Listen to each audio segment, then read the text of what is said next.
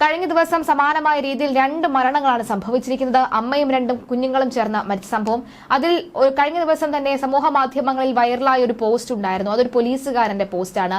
Ettumanoor SHOയുടെ post ആയിരുന്നു. എനിക്ക് ഉറങ്ങാൻ കഴിയുന്നില്ല, ആ കുഞ്ഞു മുഖം എന്റെ ഉറക്കം കെടുത്തുന്നു എന്നായിരുന്നു അദ്ദേഹത്തിന്റെ പോസ്റ്റിന്റെ ഏറ്റവും അവസാനം.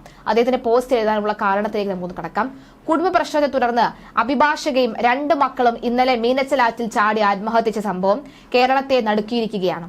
ഷൈനിയുടെയും മക്കളുടെയും ആത്മഹത്യയുടെ നടുക്കം മാറുന്നതിന് മുൻപാണ് ഈ സംഭവം ഉണ്ടായത്. ഏറ്റുമാനൂരിൽ തന്നെയാണ് ഈ ദാരുണ സംഭവം ഉണ്ടാകുന്നത്. ഏറ്റുമാനൂരിൽ കഴിഞ്ഞ മാസമാണ് ഷൈനിയും 2 മക്കളും ട്രെയിനിന് മുന്നിൽ ചാടി ആത്മഹത്യ ചെയ്തത്. പിന്നാലെ അതേ സാഹചര്യത്തിൽ തന്നെയാണ് ഇവിടെ അമ്മയും 2 മക്കളും ആത്മഹത്യ ചെയ്തിരിക്കുന്നത്. 1 മാസത്തിനിടെ തുടർച്ചയായ 2ാമത്തെ കൂട്ട ആത്മഹത്യയാണ് ഏറ്റുമാനൂരിൽ കഴിഞ്ഞ ദിവസം റിപ്പോർട്ട് ചെയ്തത്.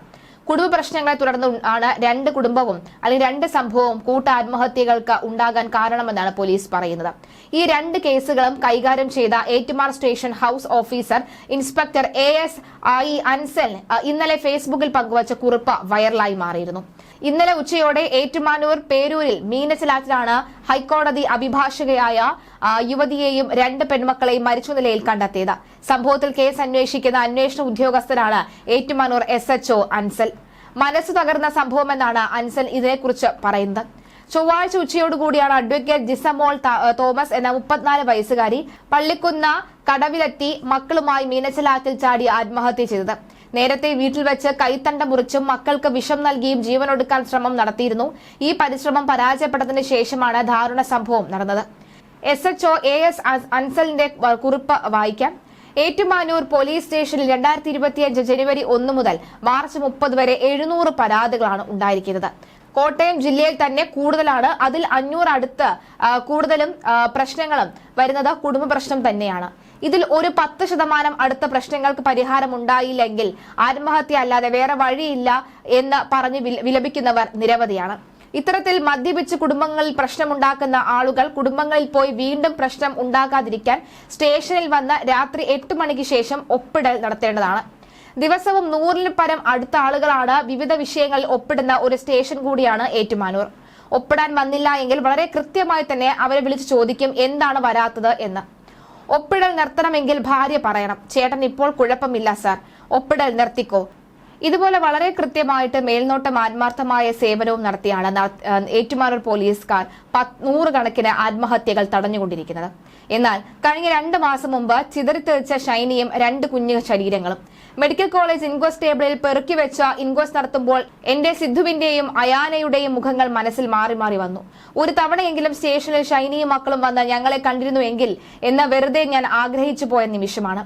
ഒരുതരം യാന്ത്രികമായി ആ ജോലി കഴിഞ്ഞു. ഇന്നലെ വീണ്ടും സമാന സംഭവം. ഒരമ്മയും 2 കുട്ടികളും ഈ കാരിദാസ് ഹോസ്റ്റലിൽ ആ ചെറിയ മക്കളുടെ ചേതനയറ്റ കുഞ്ഞുമുഖം മനസ്സിൽ നിന്നും പോകുന്നില്ല. ഇന്നലെ രാത്രി കണ്ണുകൂടി അടയ്ക്കാൻ പറ്റാത്ത അവസ്ഥ. കോട്ടയം അയർക്കുന്നത്തെ ഞെട്ടിച്ച ആത്മഹത്യയിൽ വിതുമ്പുകയാണ് ഈ പോലീസുകാരൻ. ഇവിടെ പോലീസുകാരൻ എന്നതിലുപരി ഒരു 2 പിഞ്ച് മക്കളുടെ അച്ഛൻ കൂടിയാണ് എന്ന നിലയിലാണ് അദ്ദേഹം ഈ ഒരു കുറിപ്പ് എഴുതിയിരിക്കുന്നത്. ഇതൊരു മുന്നറിയിപ്പ് കൂടിയാണ്. നിങ്ങൾക്ക് ഏറ്റുമാനൂർ പോലീസ് സ്റ്റേഷനിൽ എത്താം, ഈ SHOയെ കാണാം. നിങ്ങളുടെ ദുഃഖം എന്താണ്, വിഷമകത എന്താണ്, കുടുംബ പ്രശ്നമാണെങ്കിൽ അത് ധൈര്യപൂർവ്വം പറയാം. ഇതൊരു മുന്നറിയിപ്പാണ്. ആത്മഹത്യയ്ക്ക് തുനിഞ്ഞിറങ്ങുമ്പോൾ ഇതുകൂടി ഒന്ന് ചിന്തിച്ചാൽ നല്ലതാവും എന്നുള്ളത്. പക്ഷേ ഇവിടെ ആത്മഹത്യയാണോ കൊലപാതകമാണോ നടക്കമുള്ള വിവരങ്ങൾ കൂടി പരിശോധിക്കേണ്ടതുണ്ട്. എന്തായാലും പോസ്റ്റ്മോർട്ടം റിപ്പോർട്ട് പൂർത്തിയാകുമ്പോൾ പോസ്റ്റ്മോർട്ടം റിപ്പോർട്ടിൽ മരണകാരണം ശ്വാസകോശത്തിൽ വെള്ളം നിറഞ്ഞതോടുകൂടിയാണ് എന്നാണ് പ്രാഥമിക നിഗമനം. ജിസ്മോളുടെ കയ്യിലെ ഞരമ്പ് മുറിഞ്ഞ നിലയിലാണ് കണ്ടെത്തിയിരിക്കുന്നത്. ജിസ്മോളുടെ പുറത്തും മുറിവുണ്ട്. മക്കൾ 2 പേരുടെയും ഉള്ളിൽ അണുനാശിനിയുടെ അംശവും കണ്ടെത്തിയെന്നും പറയുന്നുണ്ട്.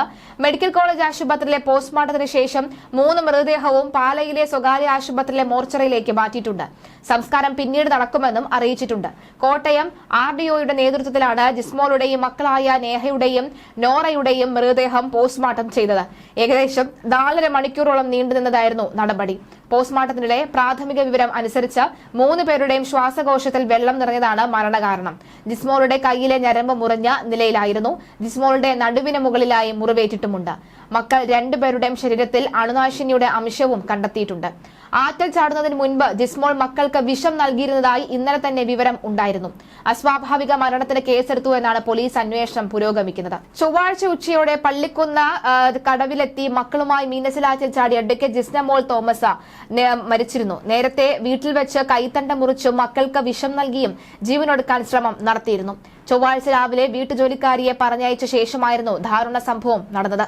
ഒടുവിൽ വീട്ടിൽ വെച്ച് ആത്മഹത്യാ ശ്രമം പരാജയപ്പെട്ടതിന് പിന്നാലെയാണ് ജിസ്മോൾ 2 മക്കളെയും കൂട്ടി പള്ളിക്കുന്ന കടവിലെത്തി മീനച്ചിലാറ്റിൽ ചാടി ജീവനൊടുക്കിയതെന്നാണ് പോലീസ് പറയുന്നത്. ഏറ്റുമാനൂർ നീർക്കാട് തൊള്ളൻമാവുങ്കൽ ജിമ്മിയുടെ ഭാര്യയായ ജിസ്മോൾ, മക്കളായ നോറ എന്നിവരാണ് മീനച്ചിലാറ്റിൽ ചാടി മരിച്ചത്. ചൊവ്വാഴ്ച ഉച്ചയ്ക്ക് 2 മണിയോടെയായിരുന്നു സംഭവം. പുഴയിൽ ചൂണ്ടയിടാൻ വന്നവരാണ് ഒഴുകി നടക്കുന്ന നിലയിൽ ഇവരുടെ മൃതദേഹം കണ്ടെത്തിയത്. തുടർന്ന് ഏറെ നേരത്തെ പരിശ്രമത്തിനൊടുവിൽ കരക്കെത്തിച്ചുവെങ്കിലും ജീവൻ രക്ഷിക്കാൻ സാധിച്ചില്ല. രാവിലെ വീട്ടിൽ വെച്ച് കൈത്തണ്ട മുറിച്ച് മക്കൾക്ക് വിഷം നൽകി ആത്മഹത്യാ ശ്രമം നടത്തിയ ജിസ്മോൾ ഇത് പരാജയപ്പെട്ടതോടുകൂടിയാണ് സ്കൂട്ടറിലെത്തി പള്ളിക്കുന്ന് കടവിൽ എത്തിയത്.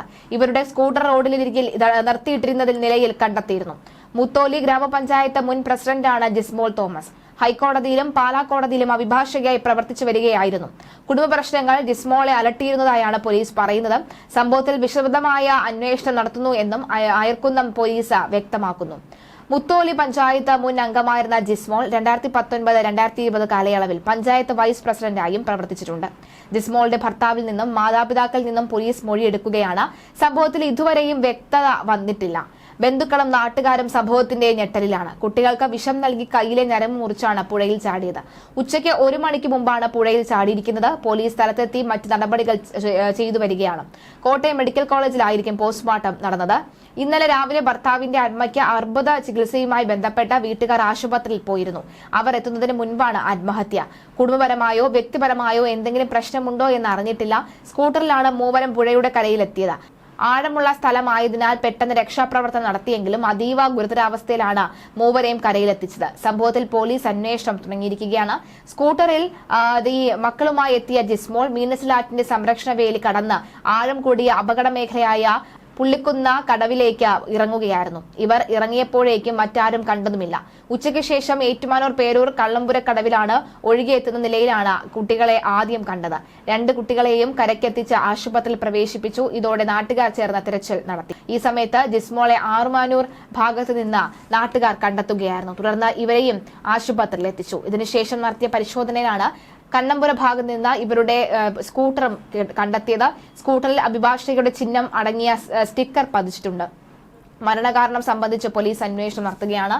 എന്തായാലും കുടുംബമടക്കമുള്ളവർ ഇതിൽ പ്രതികരിച്ചിട്ടുണ്ട്. ഈ ഘട്ടത്തിൽ നമുക്ക് മനസ്സിലാക്കാൻ സാധിക്കുന്നത്, ഏറ്റവും ഒടുവിലായി നമുക്ക് മനസ്സിലാക്കാൻ സാധിക്കുന്നത്, ആത്മഹത്യ ഒന്നിനും ഒരു പരിഹാരമല്ല. കുടുംബപരമായ പല പ്രശ്നങ്ങളും ഉണ്ടാകാം. നിക്കക്കള്ളി ഇല്ലാതെയായി വരാം. പക്ഷേ ഇവിടെ സംരക്ഷിക്കാൻ 100 കൈകൾ ഉണ്ട് എന്ന് മറക്കരുത്.